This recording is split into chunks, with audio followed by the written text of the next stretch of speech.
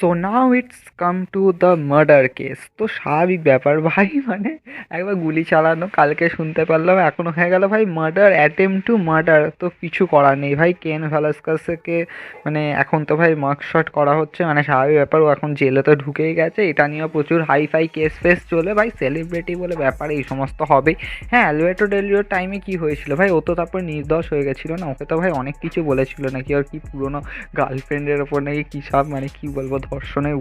অত্যাচার কী সব করেছিল। তারপরে আবার নাকি ও ওয়ার্নিং দিয়েছিল পেজকে, পেজ যেন মানে অ্যালভিটোরিয়াল চরিত্র নিয়ে কিছু না বলে, বাট এনিওয়ে কিছু বলার নেই গাইস। ইন্টারেস্টিং ব্যাপার। আচ্ছা, তোমরা একটা জিনিস দেখলে মানে এলিমিনেশন চেম্বারের আগে আগে কীরকমভাবে আলেক্সা ব্লিসকে দেখাচ্ছিল ওই থেরাপি হচ্ছে, ওকে ভালো করা হচ্ছে, আর তারপরে ভাই এলিমিনেশন চেম্বারে এলো, তারপরে where is Alexa bliss, even মানে টুইটারেও প্রচুর জন ফেটে পড়েছে, অ্যান্ড আলেক্সা ব্লিস নিজে বলছে hopefully I will be on র নেক্সট টাইম। মানে নেক্সট টাইম মানে কি, নেক্সট উইক, বা বলতে গেলে মানে কবে ভাই রাসেল মিনিয়া পার হয়ে যাবে তবে। আমি তো ভেবেছিলাম বোধহয় আলেক্সা ব্লিসের কোনো একটা হয়তো ড্রিম ফিউড থাকবে, আমি তো এটাও ভেবেছিলাম বোধহয় যে যেহেতু নাইট মেয়ার আছে বলে কথা, আর আমাদের কাছে আলেক্সা ব্লিসের এরকম গিমিক আছে, তো স্বাভাবিক ব্যাপার নাইট মেয়ার ভার্সেস আলেক্সা ব্লিসের ম্যাচটা হওয়াটা খুব ভালো হতো, কিন্তু এরকম তো ভাই কোনো কিছু দেখাচ্ছেই না। আর আলেক্সা ব্লিসকে তোমরা নিয়ে আসো ভাই এলিমিনেশন চেম্বারের পর, তো ভাই 2 উইকস হয়ে গেল তোমরা আলেক্সা ব্লিসকে তুললেই না, তো কিছু বলার নেই ভাই। আরও একটা ইন্টারেস্টিং ব্যাপার সামনে এসছে, নর্মালি ভাই আমরা তো মানে যখনই কোনো সুপারস্টারকে মানে রিলিজ করা হয়, আমরা তার পেছনে তো ভাই প্রচুর কিছু রিজন বের করি, প্রচুর কিছু রিজন শুনি।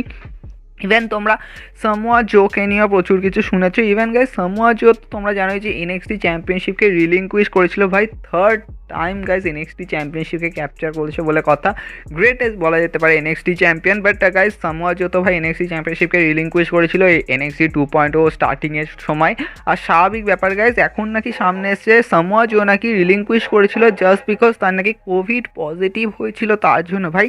টেস্টিং পজিটিভ হয়েছিল ভাই, মানে কোভিড টেস্টে পজিটিভ হয়েছিল, আর তার জন্যই নাকি তাকে এনএক্সটি টাইটেল তারপরে পরে রিলিঙ্কুইশ করতে হয়েছিল। তো পসিবলি নাকি এটা ভাবা হচ্ছে যে নাকি হ্যাঁ সমাজের নাকি ওই টাইমে নাকি এরকম অবস্থার জন্যই নাকি সমাজকে নাকি টাইটেলটাকে রিলিঙ্কুইশ করতে হয়েছিল। বাট হ্যাঁ, ইনসাইডে তো ভাই অনেক কথাই উঠেছিল, অনেক কিছুই হয়েছিল যে হ্যাঁ সমাজকে নাকি এখন ওইভাবে চ্যাম্পিয়ন হিসাবে রাখা হবে না, তো তার জন্য। আর ইভেন মানে সমাজও নিজেও মানে প্রচুর কিছুতে এটার উপর অ্যাড্রেস করেছিল যে আমার যে কী ভয়ানক একটা ইনজুরি হয়েছিল আমি তা নিজেও জানি না, নিজেও কল্পনা করতে পারি না। আমরা ভেবেছিলাম বোধহয় যে ওটা ভাঁওতাবাজি, জাস্ট ডাব্লিউডাব্লিউ চেয়েছিল যে না এনএক্সটি 2.0 কে নিউ চ্যাম্পিয়ন দরকার, তো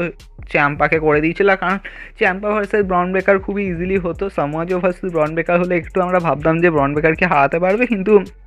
এনিওয়ে ভাই কিছু বলার নেই। আরও একটা ইন্টারেস্টিং গাইজ, রিসেন্টলি তো ভাই আমরা একটা টুইট দেখতে পেয়েছিলাম জনি গর্গানোর থেকে, আর জনি গর্গানো বলেছে একটু হাই ফাই বুকিং না হলে ভাই আমি কোনো রেসলিং কোম্পানির দিকে যাবো না, even AEW and WWE also guys. এখন প্রচুরজন এক্সপেক্ট করছে যে মেবি জনি গর্গানো কিন্তু AEW-তে ডেবিউ নাও করতে পারে ইমিডিয়েটলি এখন, কারণ গাইজ এখন প্রত্যেকের ফোকাস হচ্ছে AEW রেভলিউশনে জেফ হার্ডির আসার। তো স্বাভাবিক ব্যাপার এখানে গাইজ AEW-র মধ্যে যদি জনি গর্গানো আসেও তাহলে হতে পারে গাইজ হয়তো ছোটোখাটো রেসলিং প্রমোশন, বাট হ্যাঁ এখনও পর্যন্ত ভাই এটা মানে কিছু ঠিক নেই যে জনি গর্গানো এখন কোনো হিউজ জায়গায় যাবে বলে, কিন্তু হ্যাঁ AEW তাকে চান্স তো দেবে, AEW তাকে একটুখানি হলেও তো ওস্কাবে, এটা খুবই স্বাভাবিক ব্যাপার, এটা খুবই কমন থিং আমার তাই মনে হয়। আর হ্যাঁ WWE-রও কিন্তু ওকে পুশ দেওয়া দরকার, যেমন দেখতেই পেয়েছো এখন তোমাসও চ্যাম্পা কিন্তু রতে ধীরে ধীরে চলে আসছে। আর আমার মনে হয় ভাই DIYকে যদি তোমরা রতে যদি ফর্ম করো, মানে যদি বিল্ড করো ওইভাবে, তাহলে কিন্তু যথেষ্ট বেশি গ্রেটেস্ট হবে, কারণ ওই দুজন কিন্তু অলরেডি এখন কীরকম বলবো ভাই এখন পুরো শিল্ডের মতো হয়ে গেছে, কারণ ওরা সিঙ্গেলই ম্যাচ খেলেছে, তারপরে আমরা প্রচুর শাইন করতে দেখেছি, এখন তারপর যেমন ধরো শিল্ড যেমন রিউনাইটেড হয়েছিল, তো ওরকম ব্যাপার যদি DIYকে যদি রিউনাইটেড করা হয় ভাই রয়ের মধ্যে, তাহলে যথেষ্ট বেশি সেরা হবে, ট্যাগ টিম ডিভিশনেও কিন্তু যথেষ্ট ভালো মাহল ক্রিয়েট হবে। তো তাই আমার মনে হয় ভাই তোমরা জনি গর্গানোকে ওইভাবে নিয়ে আসো। আবার ইভেন আমার এটা মনে হচ্ছে ভাই রয়ের মধ্যে তোমরা দেখতে পাচ্ছ রবার্ট রুট অ্যান্ড ডব জিগলার টমাসো চ্যাম্পার উপর অ্যাটাক করছে। হ্যাঁ, ব্রন বেকার তো এনএক্সটির পার্টিকুলার একটা পার্ট, তো ও তো কখনো মানে ওরকমভাবে রতে আসতে দেখো নি, যদি ওইখানে যদি ভাই জনি গর্গানো আসে আর ওখানে যদি টনি গর্গানো আর টমাসো চ্যাম্পার যদি একসাথে যদি টিম আপ করে, তো ওটা সব থেকে বেশি কিন্তু গ্রেটেস্ট হবে। তাই আমার মনে হয় ভাই এটা করাটা খুব দরকার, তাই জন্য ভাই জনি গর্গানো যেন ডাব্লিউডাব্লিউর মধ্যে থাকে। ইভেন যদি AEW-তে চলে যায় তাহলে তোমরা বুঝতেই পারছো AEW-র মধ্যে যথেষ্ট ভালো তাহলে বুকিংও হতেই পারে, আর নো ডাউট, বাট হ্যাঁ ইভেন আমি বলবো ভাই ডাব্লিউডাব্লিউকে কিন্তু জনি গর্গানকে ধরে রাখা দরকার। আরও গাইস একটা ইন্টারেস্টিং ব্যাপার গাইস, রয়ের মধ্যে তোমরা দেখতে পেয়েছো দুটো বড় হিল টার্ন, নর্মালি বড় বলবো না আমি, দেখো এজের ক্ষেত্রে বলবো হ্যাঁ এজ তো একটা হিল সুপারস্টারই, কিন্তু হ্যাঁ যখন তোমরা এজকে রিটার্ন করিয়েছিল 2020 রয়্যাল রাম্বলে তখন থেকে আমরা দেখেছিলাম যে অ্যাজ এ ফেস টার্ন হিসেবেই ছিল, কিন্তু হ্যাঁ ফেস টার্ন এজে মানে কি বলবো ফেস এজ কিন্তু ঠিকঠাক আছে, কিন্তু হ্যাঁ হিল এজ কিন্তু যথেষ্ট গ্রেটেস্ট, আর হিল এজকে কিন্তু যথেষ্ট দরকার ছিল রেসলিং ইন্ডাস্ট্রির মধ্যে বা বলতে গেলে ডাব্লিউডাব্লিউর মধ্যে। আর স্বাভাবিক ব্যাপার, কিন্তু আরও ইন্টারেস্টিং ব্যাপার গাইজ ডেমিয়ান প্রিস্টের হিল টার্নকে নিয়ে, ইভেন গাইজ ডেমিয়ান প্রিস্ট নাকি বলেছে তার কাছে নাকি গ্রেটেস্ট হিল সুপারস্টার নাকি এজ ছাড়া আর কেউ নয়, ইভেন গাইজ এজের থেকে অনেক বেশি ইন্সপায়ার হয়েছে, আর তার জন্য নাকি এজের মতো করে নাকি হিল টার্ন করার চেষ্টা করেছে ডেমিয়ান প্রিস্ট। আর ডেমিয়ান প্রিস্ট সেখানে অনেক রিয়াকশানও দিয়েছে, মানে এজও মানে ওরকম যে ক্যারেক্টারটা প্লে করছে তো বলছে যে সত্যি এটা খুবই টাফ ব্যাপার যে যখন তুমি তোমার সামনে সুপারস্টারের ওপর সাডেনলি টার্ন করছো তো কীভাবে তোমার নিজের এক্সপ্রেশন রাখতে হবে, তো এগুলোকে নিয়ে যথেষ্ট বেশি বলতে গেলে এর ওপর ডেমিয়ান প্রিস্ট অনেক বেশি কথা বলেছে, এজকে নিয়েও কথা বলেছে, আর এজের ক্যারেক্টার তার সাথে এজের মানে কেরিয়ারকে নিয়ে কথা বলেছে, যথেষ্ট ভালো কথাই বলেছে, দে আর নো ডাউট। বা হ্যাঁ ঠিক আছে ভাই তুমি ডেমিয়ান প্রিস্ট ঠিকঠাকই কাজ করছো, কারণ এখন স্বাভাবিক ব্যাপার তোমাকে যখন ফিন ব্যালারের সামনে টানা হচ্ছে তোমাকে তো ভাই হিল টার্ন করতেই হবে, কারণ ফিন ব্যালার ফেস সুপারস্টার বলে কথা। ইভেন আমার মনে হয়েছিল হ্যাঁ ভাই এজে স্টাইল ভার্সেস ডেমিয়ান প্রিস্টের ম্যাচটাও যথেষ্ট সেরা ছিল, কিন্তু হ্যাঁ ওইভাবে ওই লেভেলে নিয়ে যায়নি ডাব্লিউডাব্লিউ, কারণ ডাব্লিউডাব্লিউ জানতোই যে ভাই এজে স্টাইল ভার্সেস এজ হতে চলেছে, তো স্বাভাবিক ব্যাপার ওটাকে তোমরা এত তাড়াতাড়ি করো না, কিন্তু হ্যাঁ ডেমিয়ান প্রিস্ট ভিক্টরি তো তুলে দিয়েছিল ভাই এজে স্টাইলের এগেনস্টে, তো সেটা সবথেকে বড় ব্যাপার। অ্যাট দ্য লিস্ট আমি যেটাকে নিয়ে ডিসকাশন করবো সেটা হচ্ছে ভাই নর্মালি আমি কখনো ডাব্লিউডাব্লিউর ওরকমভাবে কোনো ওইভাবে মানে কি বলবো ইউটিউব শো বা বলতে গেলে ওই শোগুলো তেমন বেশি আমি ফলো করি না, যেমন তোমরা দেখে থাকবে মিজ অ্যান্ড মার্স হয়, তারপর টোটাল ডিভার্সেরও তো কোনো একটা শো হয় না, তার সাথে বেলা টুইন্সেরও ওদের তো আলাদাই ইউটিউব চ্যানেল আছে, কিন্তু রিসেন্টলি যেটা স্টার্ট হলো সেটা হচ্ছে কোরিয়ান কারমেলার যে শোটা, আমি নর্মালি ওটা ভাবলাম যে ভাই কী শো হচ্ছে, ফার্স্ট অফ অল আমি ভাই ইউটিউবে দেখলাম যে normally first episode second episode একই দিনে আপলোড হয়ে গেল, দুটো এপিসোডই ওই 9 মিনিট এরকম করে করে এপিসোড, তারপরে গেছে এপিসোড 3 কালকে রিলিজ হলো, এপিসোড 3টাও 9 মিনিট, আমি ভাবলাম যে জাস্ট